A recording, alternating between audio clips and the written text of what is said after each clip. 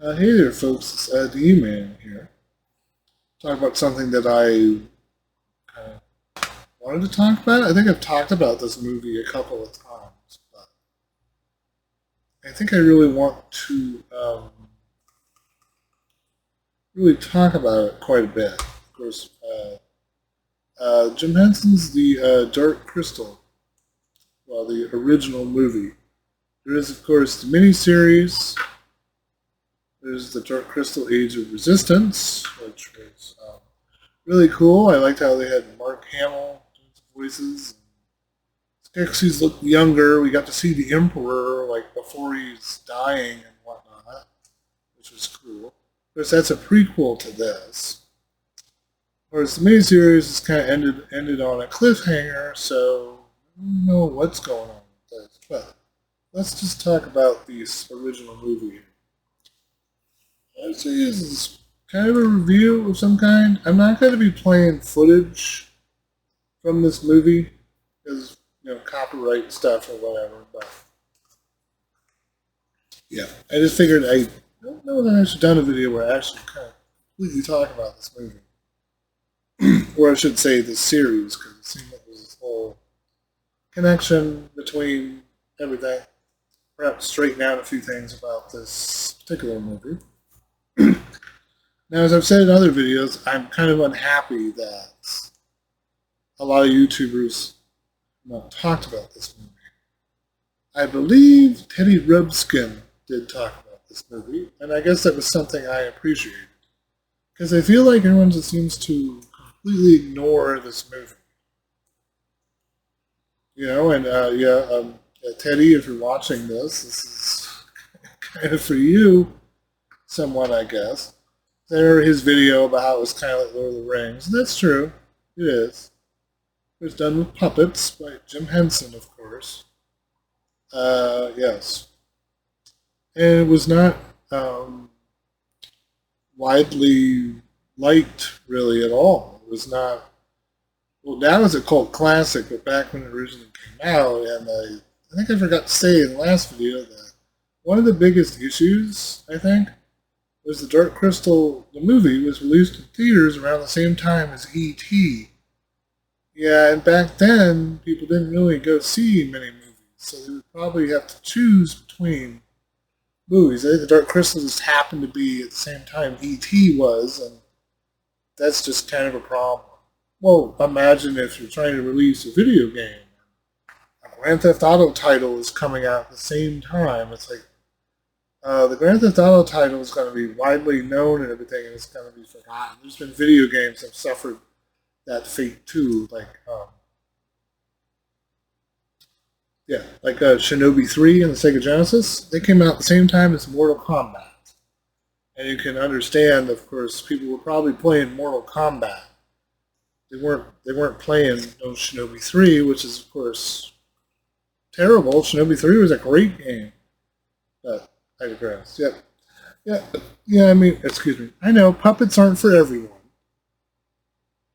But I remember when the series came out in 2016, I was like, oh yeah, cool. My favorite YouTubers are going to come out, they're going to talk about the miniseries. And then, you know what? They never really did.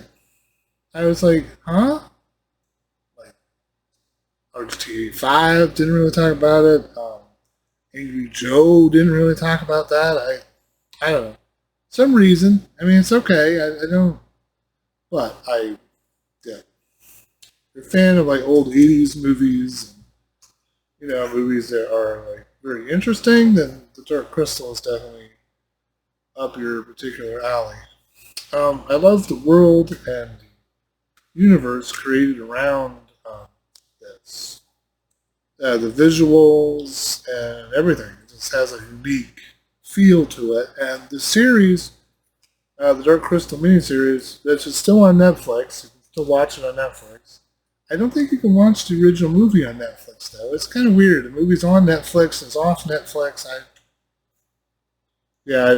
don't know what that is. I think Jim Henson Company had said they were going to try to resolve the Dark Crystal Age of Resistance. I should really talk about that series, particularly about this movie. Well, essentially, in this movie, We have Jen, our hero. He is, well, believed to be one of the last of the Gelfling, because the Gelfling have pretty much been wiped out by the Skeksis, which the Gelfling were thought of as a threat, since the Gelfling are supposed to be the ones that can destroy the Skeksis or just end their rule. And the Skeksis were, they were, it was once a great powerful race that like showed up, and they were all great and everything. And then the crystal of truth, the energy of the crystal. I know it does have a reference to kind of Final Fantasy with the world crystal and stuff. Yeah, it's the same kind of concept as that. Well, they cracked the crystal, and the Skeksis, of course, separated into two races, like the evil and good side. And of course, over time, the Skeksis became vile and more evil as the aeons went by. Of course, the Uru, though the mystics, they are the good-natured side, and they saved Jen from being killed. The novelization is interesting because it fully fleshes out a lot of stuff. I suggest reading that book if you'd rather prefer reading a book. So Jen begins his quest. Of course, one of the mystics is dying, the elder, and yeah. It's really that the mystics loved Jen, and they really did not want him to have to take this quest, but that's what he has to go do. Find the shard of the crystal at Agra's place, and then, of course, Agra is a very interesting character. Agra is a very old character. She's one of the more older characters. She's, of course, very much like Mother Earth, or her existence is very much tied to the world of Thra and stuff. And the Gelfling called her Mother Agra because she shaped the Gelfling and many other races before things happened, and that race that came from another planet, and then we're split in two, and then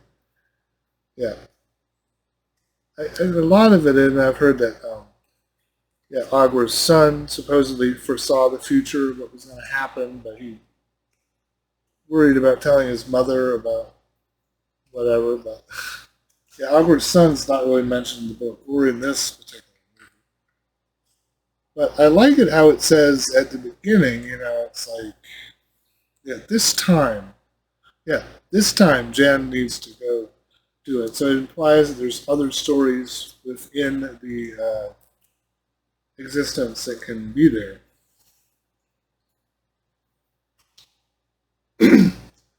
Well, along the way, he goes to Agra's, and then Agra's gets attacked by the Gartham, which are these evil crab-like creatures that the Skeksis have made, and they were essentially wiped out the Gelfling, supposedly.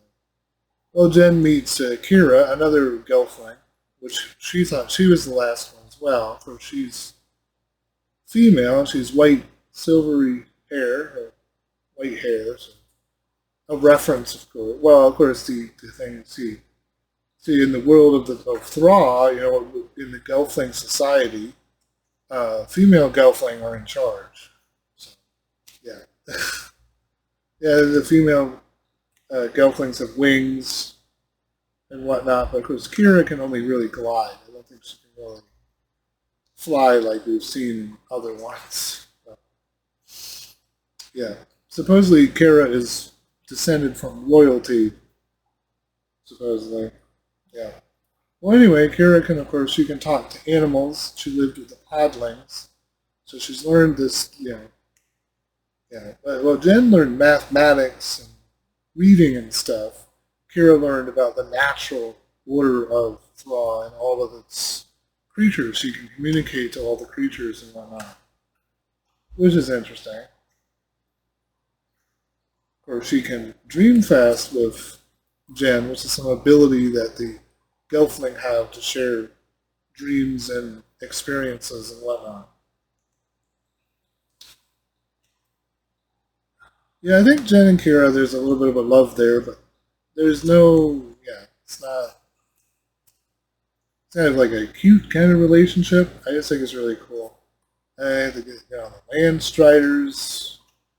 Yeah, the whole thing where they discover the prophecy, and then of course the oh yeah, something else about that was that the Skeksis, they're aware of Jen the minute he left the valley to go on his journey. So, well, and the Skeksis round up the Podlings. The Podlings are kind of like the Ewoks of Thrall. They're kind of like a race that's been there for a while. Well, of course, the Gelfling thought the Podlings were kind of. Well, the Skeksis used the Podlings as slaves and whatnot and try to drain their essence, but it doesn't work very well. Yeah, it's like. Crazy. Yeah. Well, then there was one of well, then we also see the Skeksis when Jen's master was dying. Of course, his other half, the Skeksis Emperor, was lay dying. And then he dies, and the Skeksis have to have a fight over who's going to between the Chamberlain and the Gartham commander, I guess you could say that. It is a trial by stone. They take swords to break these stones, and whoever breaks it gets to be emperor. Of course, the Chamberlain loses. He is exiled. Pretty intense kind of scene, too. Yeah, the other Skeksis like tear off his robes and whatnot. It's like, wow, that's pretty intense. Yeah. Cool. Well, anyway, getting back to that, then after they meet the Chamberlain saves them from the Gartham. Kira are running, and then the Chamberlain tries to fool Jen into going to the palace, the Crystal Palace, of course. Yeah, the Palace of the Crystal, we should say. And supposedly the mystics have already decided to leave their valley because they have to go to the castle. Of course, as I forgot to mention, the Great Conjunction is happening. Like every 1,000 years, the Grand Conjunction where all the planets line up. And it will. If the crystal gets powered up, the Skeksis are going to rule forever. But if Jen can heal the crystal before the right time, at the right time, by putting the crystal shard into the giant crystal, he can supposedly heal the land and restore what has happened. Yes.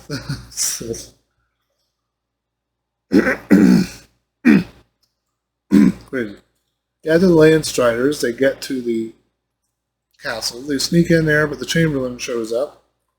Jen and Kara have a altercation, and Jen is buried under some rubble. The Chamberlain takes Kira and try to show off to the Skeksis so he can be in their good graces so he can return. Yeah, it's like all this stuff kind of going on. So eventually, Jen is able to, Kira had Fizzgig, I forget what they're called, these little furry things roll around and stuff. Oh yeah, Fizzgig or whatever. Yeah, he helps Jen out, and they're able to. Eventually, Jen is able to get out. There's the whole thing. Yeah.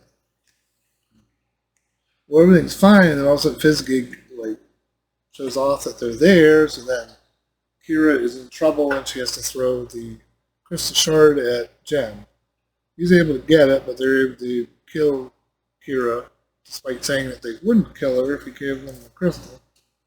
Then, of course, Jen puts the crystal shard into the giant crystal, into the dark crystal, I guess, to fully restore it to the crystal of truth, to the original form of it before it was corrupted. And then the Skeksis and the Mystics fuse back together, and they are finally the Earth Skeks or something? I think that's what they're called. They return to their similar form, and then they leave, and well, of course they bring Kira back to life because it's revealed that Kira and Jen are part of the same existence, I guess you should say. There's a lot of references to two being made whole, or two make up the whole. That's that kind of stuff. This is interesting. Kira is part of Jen, so she can't die because Jen is still alive. So they have a cool thing, and then we end with that, and they fly off, and everything's great with the world. Of course, we are left with feelings of like, well, what, ultimately, what happened with the the Gelfling are still extinct. What's going on with that? There's kind of left with certain notions. There was a sequel that they were actually working on for quite a while, that then just got canceled. Dark Crystal 2. I think people thought it just seemed weird to be trying to do one to take after place of it, because this movie really stands on its own. I mean, I don't think it really needs a sequel. It was unfortunate. Of course, we got the sequel was then converted into a comic book, so we did get that. I'm hoping there's going to be a comic book, a video game, or something that's going to wrap up the miniseries. Well, I hope you like this, my kind of review or whatever of the Dark Crystal movie. I think some stuff I may have had confused, but I've seen this movie so many darn times, I have this movie playing in my brain. I don't even really need to watch it anymore. I just kind of like think about it, and I can have it playing in my mind. Yeah, the ending is pretty good. I think Jim Henson had been noted as saying that there are many stories that could be done about the Dark Crystal, so either prequels or whatever. So we got a prequel, the Dark Crystal: Age of Resistance, and that takes place. It takes place a while before. Yeah, so we get to see Thrawn in a different kind of light. We get to see Thrawn back when when there were many Gelfling clans that existed, when the Gelfling were at their prime, I guess you could say, before the Skeksis became evil. At first, I think the Skeksis were malevolent and stuff. I think at first, and over time, because they are split in two. The Skeksis represent the evil side of this particular race. So, movies they talk about how the evil copy of someone cannot exist without the good copy, because it's just something that happens with that. Now, this movie, when the Emperor is dying, there's a unique thing, is that we see why the Emperor is ill. Because in the Dark Crystal: Age of Resistance, it is revealed that the Emperor was doing experiments with the darkening, which is essentially the dark energy that's building up because of the corruption of the crystal, the corruption of the crystal of truth. Yeah, the Skeksis were trying to hide that particular fact. Yeah, there were a lot of questions left over with the original movie, like what happens to the Gelfling and all of that stuff. So, it would be nice if there was something that referenced the events that happened after the events of this movie, a resolve to issues.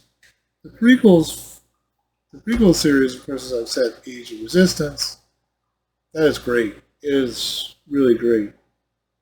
They use some newer tricks and stuff, but it still kind of felt like exactly the same. It being done by some of the same people. Of course, sadly, Jim Henson is no longer with us. I think his recent birthday of Jim Henson, he would have been 88, I believe, something like that. So he would probably have already been gone already anyway. But yeah, luckily his daughter and his son and a lot of the original people, even Brian Froud, which did a lot of the art direction for this movie, he was able to give us that look. It's the look that Jim wanted to have, and Jim supposedly wrote the whole storyline for this Dark Crystal movie in a snowstorm, stuck in a hotel. A very imaginative person. I think it's unfortunate that he didn't get to be around long to make some really good other stuff. I think that Jim Henson himself would be very happy that the Age of Resistance was able to happen. It was like one of those unbelievable things that just happened to happen. Netflix, Jim Henson Company got together and just happened to be doing it. I had heard they had a lot of issues. They had a fire on set with the Age of Resistance, but we can talk about that later. As I said, I hope you guys enjoyed this particular review or conversation about the Dark Crystal. It's really a great movie.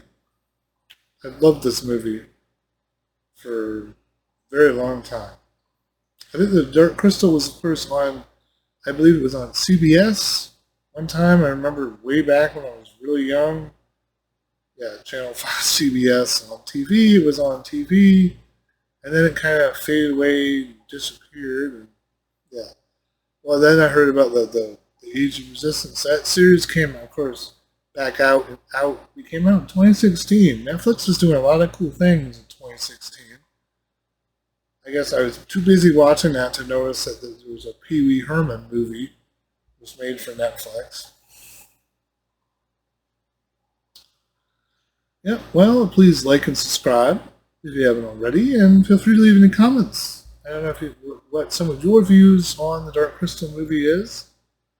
I remember I had a chance to go see it in theaters, and it was really cool to see the movie in theaters. Of course, this Dark Crystal movie, of course, is on Blu-ray, regular DVD. I think Amazon Prime Video has it. Yeah, a lot of streaming things may have it. I guess it varies with that. This movie also comes with a lot of other collections. Yeah, I've seen this collection where it's, what is it, the Dark Crystal, the Labyrinth, and some other classic Jim Henson movie that I don't think I've ever seen. It was called Mirror Mask. It's so cool.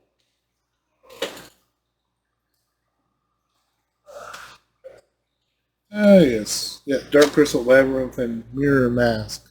Yeah, I found this recently. I already have the Dark Crystal, the and Mirror Mask. Gotta watch that. I think it's kind of cool. Yeah, of course, we got the Labyrinth with our great buddy David Bowie, which sadly he's gone as well. So, yeah. I think Labyrinth was interesting because I think George Lucas and Jim Henson worked on it, which may explain the reason why, why Yoda is a puppet and why his voice is Frank Oz, because, yeah, it's no coincidence of that. Some people think Labyrinth was also another weird movie that was not fully accepted very well. Yeah, it was not accepted very well. Of course, now it's a cult classic like everything else. I haven't really seen Mirror Mask. Oh yes, there is Jim Henson's Storyteller thing. Kind of the classic dude with the talking dog, which I think was done by Brian Henson, I believe. Yeah, that's cool. That's on Prime Video. I watched that. That's really entertaining. Yeah. Well, I'll probably be talking about some other Jim Henson things, perhaps, or maybe some other movies. Enjoyed the E-Man movie corner, I guess, and my little conversation about the Dark Crystal movie. I'll see you guys later then. Catch you guys later. Bye.